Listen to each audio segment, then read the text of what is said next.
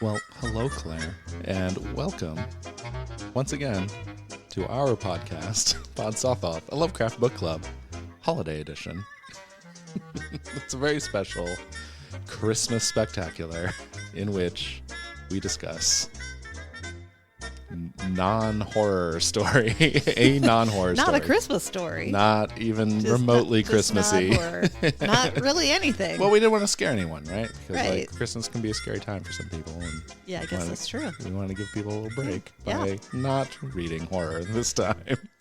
Right. If you need something to lull you to sleep, you could do worse than the Reminiscences of Dr. Samuel Jackson. I'm still alive, motherfucker! yes, Samuel Johnson, honey. Samuel Jackson. Get these motherfucking old people off of my motherfucking page. So, yes, Dr. Samuel Johnson, though I expect I'll have many Sam Jackson quotes throughout this podcast. That's my goal. Easy drops. Easy drops. Easy drops. Hold on to your butts. Hold on to your butts. Thank you. Yes, we'll use that one. Too many snakes. Well, I'm a mushroom cloud laying motherfucker. Okay. Once again, I never know how this podcast starts. Do we start with we don't really start with the story. Do we? We start with like some, okay. Well, Or however we want. So this was published. What's it called? The Reminiscences of, I should probably bring A it up. reminiscence. All right. A Reminiscence of Dr. Samuel Johnson. So this was published first in the United Amateur in the November 1917 issue of that august publication. And War was upon us. Definitely war was upon us. Things were going down in November of 1917 for sure. The thing I wanted to bring up was it was not published under Lovecraft's name. Oh no. He used a pen name for this one. He published it as Humphrey Littlewit, Esquire. That answers the question I had, Okay. which was, this is a joke, right? Right. Yeah. Very okay. good. So All yes, right. of course. This was a joke. This is a parody. It's a satire. I'm impressed. Yep. He satired the shit out of this thing. It went on a little too long. It was definitely like an SNL sketch that could have been just cut goes for time. like 90 seconds longer than it ought to. I can see that. I have a little beat by beat breakdown of what goes on in this story. I guess we should talk Just about the comedy it. stylings Yes. of Mr. HP Lovecraft. Tepid applause. So there's a little hint of some weirdness, some science fiction, right? The narrator claims to be, 228 years old at the Yeah. time of the telling. Yeah. So maybe Yeah. he's a vampire. It did evoke a little bit of Laszlo Cravensworth. I was doing the bloody disco 100 years before any other fucker. For sure. I mean, he was already really old when he became a vampire, Right. clearly. Yes, you're right. There was a little Laszlo in there. I think it evoked that. And yeah, so it's all about this unnamed narrator. We're just going to call him Humphrey because that's the name of the author, and it's written in first person. Humphrey he claims to have been born in 1690. And I love that he throws in the trivia of like, I was born on August 10th, but really, August 20th, if you're going by this newfangled calendar that everyone's using, which I liked. I liked a lot. I looked that up. So the split between the Julian and the Gregorian calendar actually happened in the very late 16th century.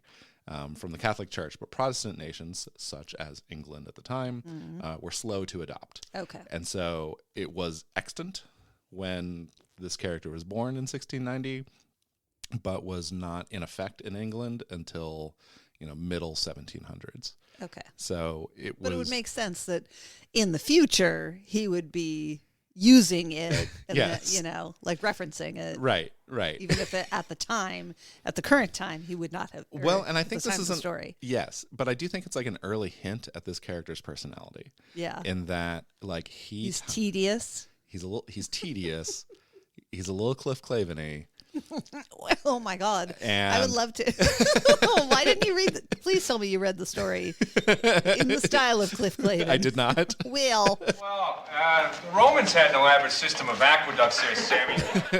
No, I cannot do accents. In that, but like, I can only do an Irish accent. That's the only accent I can do. Is it offensive? Probably. Probably. Gosh, Bagara. The personality point, though, is that like he makes this mention of this Julian Gregorian calendar split, like in reference to his own life. Like he had something to do with it. Mm-hmm. Like it would be like if you and I were to tell a story like in relation to like the Challenger disaster or something, like as if we had anything to do with it. Okay. You know, and I think that really sets the tone for the rest of the story because like I did not catch that. Every one of these characters are historical figures. Okay. And the titular Dr. Johnson is an historical literary figure. There's a bunch of literary figures. There's some artists. There's some actors in here. They're all real, and they were all part of the real historical literary club that Dr. Samuel Jackson April Fool, motherfucker. founded. I mean, we could build up to it, but like, here's the spoiler. This is a guy who is pompous, who is self-aggrandizing, and he finds his entire identity among the famous people that he used to know. Name dropper extraordinaire. Yes. He name drops, hang on, I counted them, 26 historical figures. That's a lot of people. In the space of 3,000-ish words, maybe? 2,000-ish words. Okay. All right, so even less. So in 2,000 and change words, he name drops 26 different real historical figures. We don't get to play real, it's a real, or it's a fake. Because they're all real. So would you like to know more about all 26 of these other characters? You don't have to. All, like maybe one? I don't know. I mean, I recognize a lot of names. I'm not dumb. You're not a dummy. You're classically educated. If you were unaware, dear listener, Dr. Samuel Johnson was an English writer, a lexicographer, and literary critic. He was renowned for the Dictionary of the English Language, which is mentioned in the story. Okay. Where like the London Times or something like gives a review of the dictionary. Oh, yeah. Because this was a time where people were writing dictionaries for the first time. Yeah. No, he's no Noah Webster. And he's no Mr. Oxford English. He's no Josiah Oxford. I did really like how he said, he was like, oh yes, we met each other and then we insulted each other and then we were friends. And they were fast friends, right? Yeah. And I was like, okay. That's when I kind of keyed in. I was like, wait a minute. Okay. So I did warn Claire before she read it. I don't often give her warnings. But I said, well, this story is very personal to me. And I'm wondering if now that you've read it, do you see maybe some of the anxiety that this story might raise in me? No, honey, I don't know what you're talking about. Okay, good. Then we don't have to discuss it. That's the end of the podcast, everyone. Good night. I will remember you. Yes. I mean, because I don't know which one I am. I don't know if I'm Littlewit or if I'm one of the people in Johnson's orbit or what. Like, well, I think that, and you're looking at me like I'm obviously Littlewit. Well, I mean, I feel like that's the only one you would be anxious about. Yeah. Why would it bring anxiety up in you if you were concerned? I mean, because you definitely... Because I don't want to treat people like the way that Dr. Johnson and all his literary snob friends treat this guy. This guy's a victim in this story. Yeah. No, I agree. No, I don't think... You don't treat people like that. I'm just saying that you do like to talk about a little bit of people you know. I'm a little bit of a star fucker. You're a name dropper. Yeah. Well, that's okay. Mm-hmm. But that's just for my career, honey. Yeah. Yeah, no, this hit very close to home, and I'll tell you why. So for the last 18 and a half years, I am a founding member of one of the most renowned technology salons in the world, and that is AHA. That is Austin Hackers Anonymous. And salon. I like that. It is, and like reading through this literary salon that they all like are members of, I'm like, oh, this sounds like fucking AHA. Yeah. And you can learn more about AHA at takeonme.org. We meet last Thursday of every month. And we talk about hacker shit and some other technology stuff. Lately we've been talking a lot about like home radio stuff. But it is definitely like in this mold, turns out, which I didn't think of until today. We've been doing this for 18 years. That's a lot of time. And I think that people who like build their own found family kind of communities among artists and creative types will feel attacked by this story. You know, because like there are always, like in any group of, especially of creatives, right? In any group of creatives, you're going to have like 20% of them do 80% of the work. Like that's very normal and common. And then there's the hangers on, and then there's people who can't tell the difference. Which one are they? Right. And that's the anxiety part. Like because, you know, I mean, I don't know. And it sounds very self-aggrandizing to say like, oh, maybe I am one of like the cool famous ones and I'm not one of the hangers on, but I'm pretty sure I'm also one of the hangers on. And you can be both. We're all both. Yeah, you can be both. You can be both. This is the part. This is why I'm thinking that this is not good podcasting. This probably no. All right, so back to the story. I guess we'll just cut all of that out or something. No, don't cut it out. It's funny. So yes, you're right. They meet, they insult each other, they're fast friends. According to Humphrey, they're fast friends. Yes. And that's the thing. Yes. This is the tragedy of the story. See, like everything I've read about the story is like, oh, it's parody, and it like shows that Lovecraft can poke fun at himself. I think it's like real anxiety that he's expressing here, and I'll tell you why. Because this was published in November of 1917. This is early in Lovecraft's career. Really, the only story that like contributes to later stuff that he has published at this point. There's two. There's Dagon, which was published in July of 1917, and then there's The White Ship, which I believe was published in 1916, which is like the first of the Dreamland cycle. But those two stories, and that's it. This got published early in his career? Yeah. Why? I don't know. Well, I mean, he had a pen name. Here's the thing, because he wasn't writing a lot of fiction at this time, but he was active in United Amateurs, specifically, where it was published, and he was writing essays about fiction and about poetry. Okay, so and about whoever is in literary charge criticism. of the publishing, he was like, "Hey, let's publish this thing." Like, Yeah. Okay, so Now- it wasn't like someone read it and was like, "This is amazing. I have to publish this." I mean, it was a pretty tight knit group, I guess, like of the time, like, and they all wrote letters to each other. So people Well, he had to be cool enough. I mean, like, he was established. you wouldn't publish this out of pity. No, you wouldn't publish it out of pity. But I don't like I read it as very melancholy. You know? Yeah.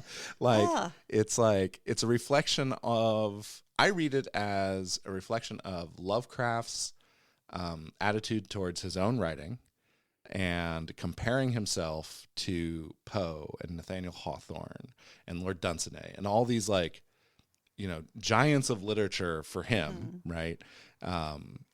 And how he doesn't measure up, and he feels like the yipping hanger-on to that group of people who are like all dead, by the way, by the time he's writing. Yeah. And just like not feeling good enough, right? Like he's not good enough, he's not smart enough, and darn it, he can't do it.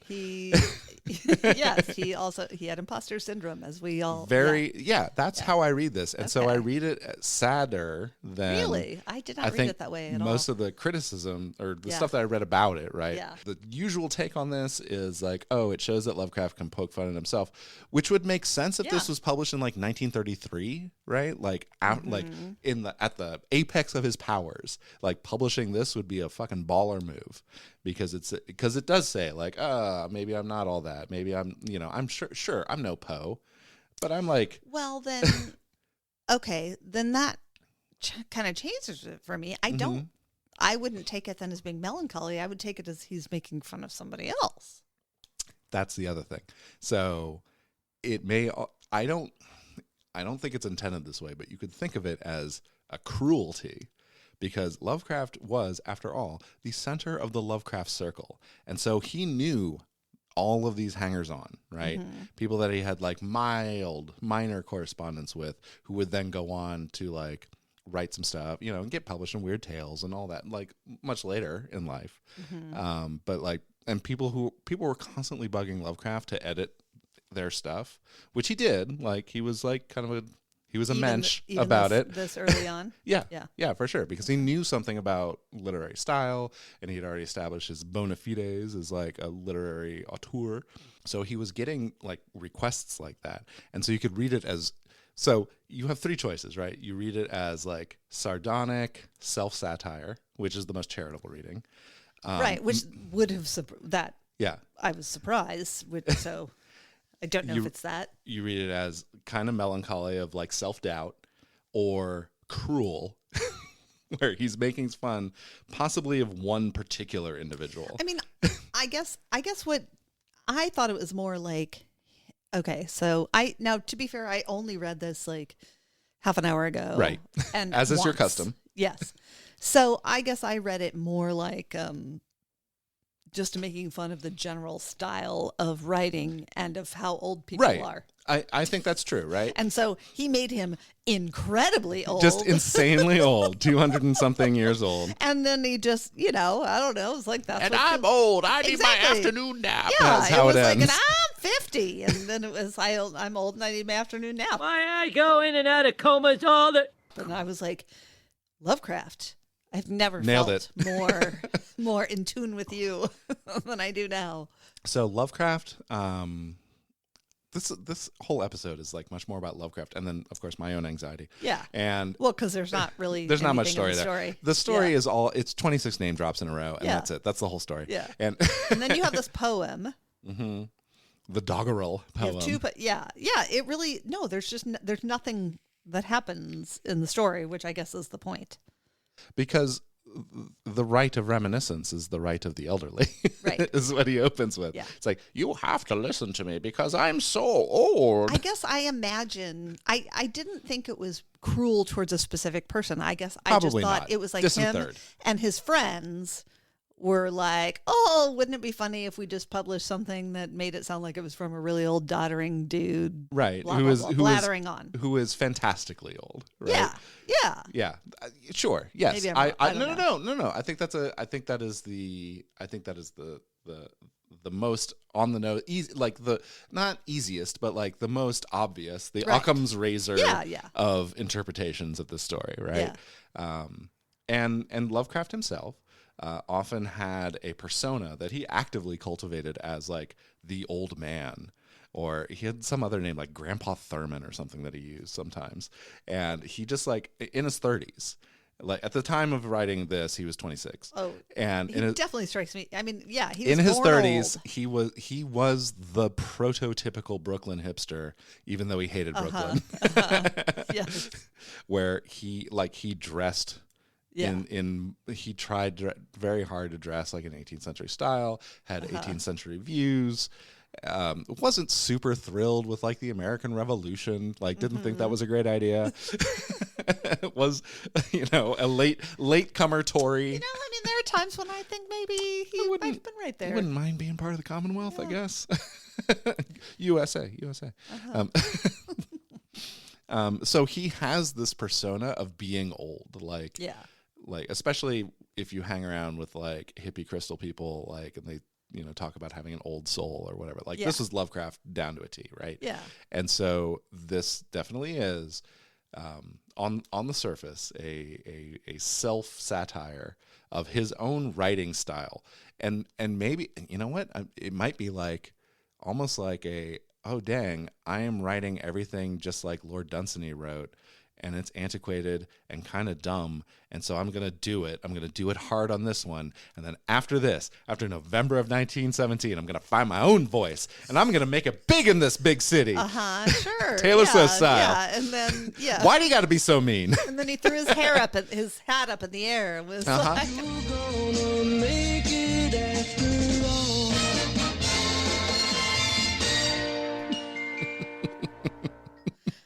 No, I like the Mary Tyler Moore version better. That's better. We're just gonna isolate that one. Other notable members are people.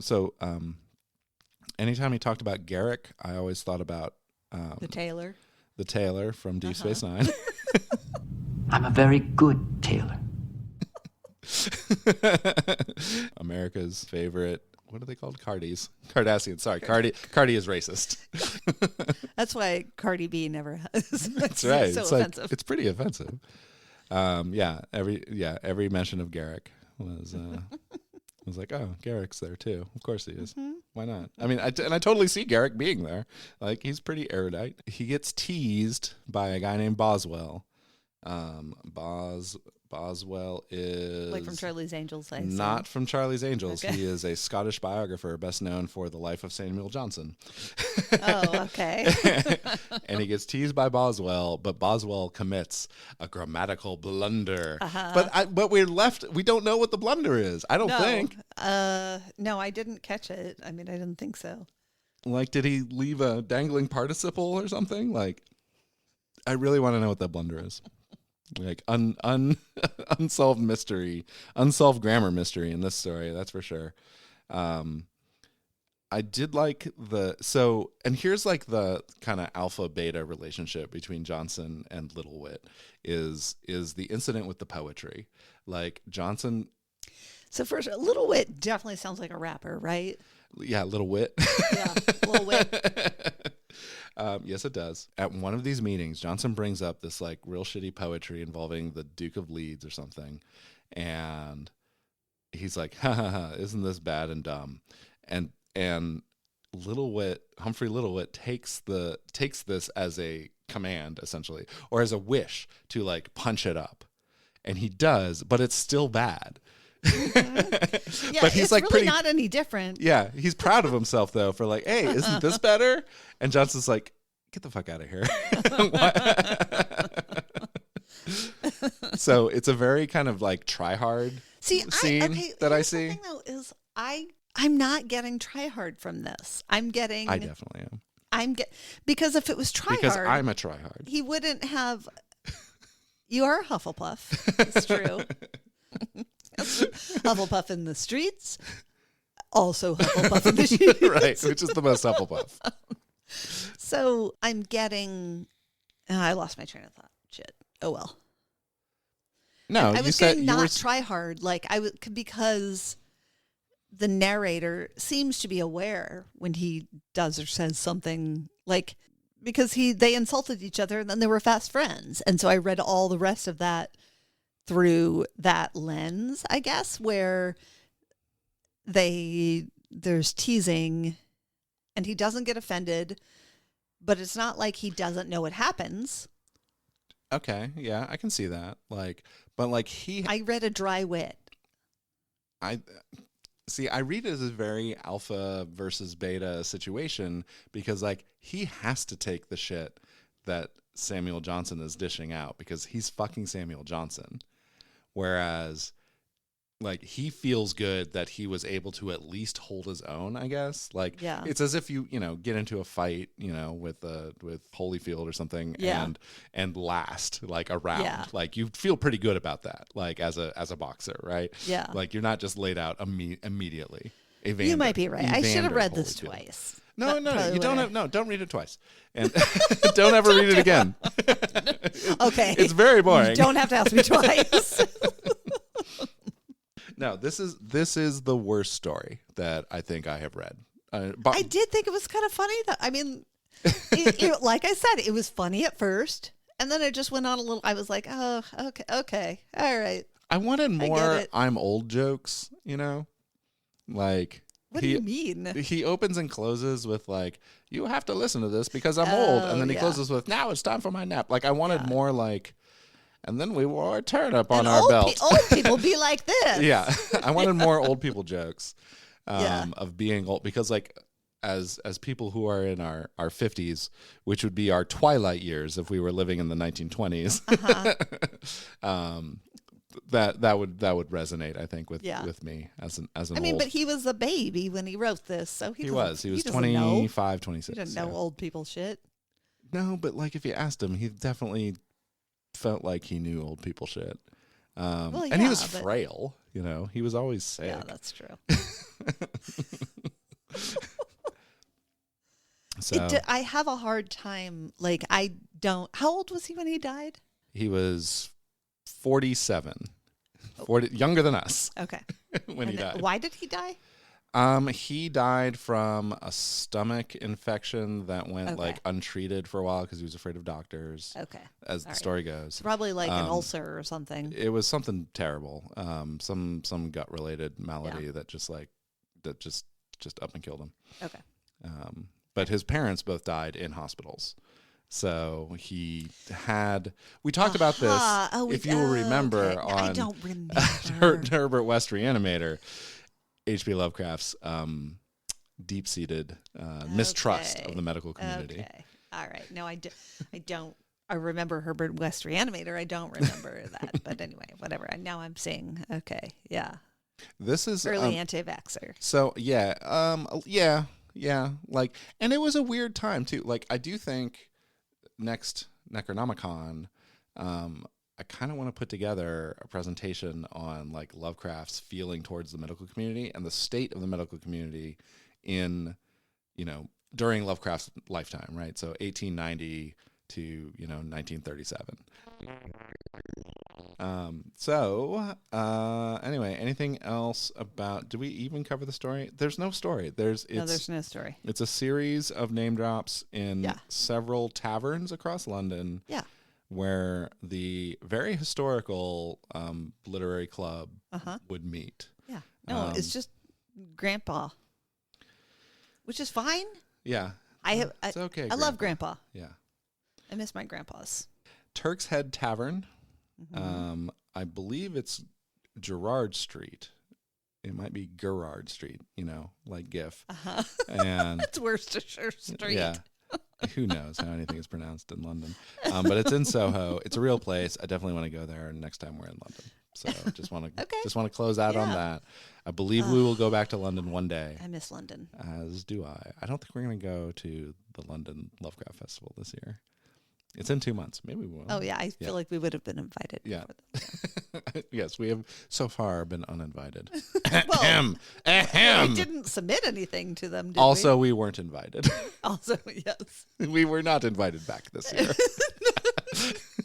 That should be one of our taglines. Is like, not invited. Is that the thing? Do we only do every show once? So like we can never do Necronomicon again. We're going to have to go to like the Portland Lovecraft Film Festival or something to do something publicly. Damn, we're going to run out of venues pretty quick. Yeah. Okay, well, it's probably for the best. It is. We are recording this just before Christmas, as I like to call it. And I did participate in the Eldritch Elf this year that's run by the HP Lovecraft Historical Society. I got a package from a stranger. It's under the tree. I wrapped it. You wrapped it. Thank you very much. I'm excited to see what's in it. I also sent something to a stranger at great expense. It turns out it's not cheap to send a package to a stranger in the UK from the US for no reason. I'm sure it's not at somewhat expedited shipping yeah, rates. I'm sure it's not cheap to send something to the US for the UK either. Probably not. But your guy was from the UK, right? Oh no. My guy. No? I think my package comes from somewhere else in the US. So really? Much easier. Yeah. Oh, okay. I opted for a high difficulty level. Oh, okay. And because I'm a tryhard. You always do. Like Littlewit. And Littlewit. we sent, it was a joint gift. My name is Littlewit, and I'm here to say. I'm dropping literary names every day. We sent 2 gifts that we purchased at our local game store. Gifts. They're pronounced GIFs, actually, at Emerald Tavern in beautiful North Austin. And what were they? One of them was like a psychoanalysis game that is a several player game. And then we got something else that was like a strictly single player game because we didn't know if this person had any friends or family. So we wanted to cover our bases. So if you got it, write in. I sent you some stickers to the podcast too. So maybe we'll get a listener out of it. Hopefully it gets there in time for Cathismus. I don't know. Maybe it will. Maybe it won't. It was kind of a die throw there. I sent it, I think, in plenty of time, but I'll bet it got there. I hope so. And I think that's all the business, all of the fan business to deal with this time. Yeah. You can keep up with the podcast in the way you're doing right now by listening to it. And also, you can interact with us. One weird trick. There's this one weird trick. You can interact with us on Mastodon. Also, email, so 2 weird tricks. And also, Bandcamp is one of my favorite social media sites. Okay. There's a comment section, don't worry, on Bandcamp, and that people can use. So do that if you want. If you just search Pod Sothoth on those sites, you'll find us. It's easy and fun. And I think that is all for this episode of a review, a recap, and some personal stories. Love you. About the Reminiscence of Dr. Samuel L. Jackson. Which one is it? It's the one that said bad motherfucker. It really wasn't his. It's a reminiscence about. It's an about, yeah. Yeah. I mean, is that the grammatical error? No, I'm just saying that it's not Samuel Like the Johnson that's reminiscing. No, it's a reminiscence of Dr. Samuel okay. Johnson. All right, yeah, never mind that. Which can be read in 2 different ways. Yeah. About would be better. Yeah. So, minor note. I definitely would have preferred a reminiscence of Samuel Jackson. May the force be with you. Yes. Yeah, that guy's had a life for sure. Life and a half, I would say. I remember, now this is probably way out of date, but at one point I remember reading that he was, if you looked at Lifetime movie totals, he was the highest grossing actor of all time. He was the most paid actor he might still be number 1 most paid. He has an excellent agent or agency, probably. I'm sure there are several people on the Jackson account. We're looking it up. Yes, most paid actor. Samuel Jackson, number 1. Number 1? It says highest grossing actor of all time.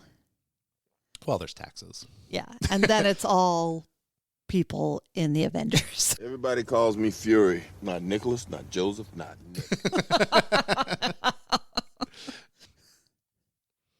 You should look at our IMDb page. We do not make the top 1 million. All right. But we do have an IMDb page. Feel free to comment there if there's a comment section. I don't know. Yeah, that's another spot. Mm-hmm. Goofs. All right. Yes. And then goofs. You should have plenty. I implore you, listener, fill out the goof section because IMDb The now more has outrageous, the better. Yes, IMDb has a podcast category now. So we're in it. Okay. Make up weird trivia, Yeah. please. Yeah. Feel free. Deface the hell out of it. Yeah. Go for it. You have my permission. You have my explicit authorization under the Computer Fraud and Abuse Act of 1986 as amended. All right. That's it. I think we're done. Bye.